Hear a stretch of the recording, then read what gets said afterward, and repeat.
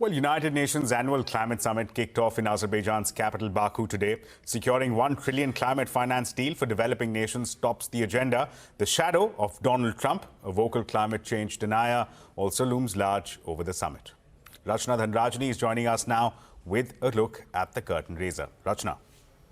World leaders have gathered for COP29 at Baku in Azerbaijan, focusing on some of the most pressing climate issues. This year's agenda is packed with key goals around climate finance, fossil fuel transition and adaptation frameworks. First on the agenda is climate financing. Nations aim to replace the current $100 billion pledge that expires this year with a new, higher target that brings in private capital. Wealthier nations, however, insist that they cannot bear this alone and are looking to reform global finance structures to spread the costs. Then there's the fossil fuel transition. While COP28 marked a milestone, pledging to shift away from coal, oil and gas and new approvals for fossil fuel projects, especially in a country like Azerbaijan that is hosting COP29 this year, along with countries like the US, it shows that just how tough it is for this shift to happen.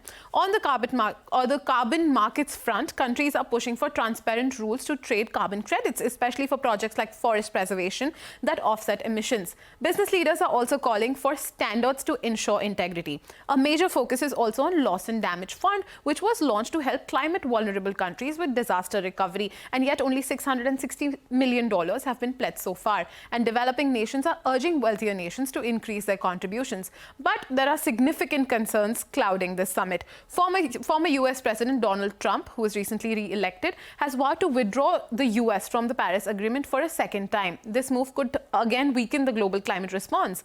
Another concern comes from China, which has urged that trade disputes like the EU's carbon border tax be included in these talks. These new tensions could complicate negotiations and the focus on climate goals could shift away.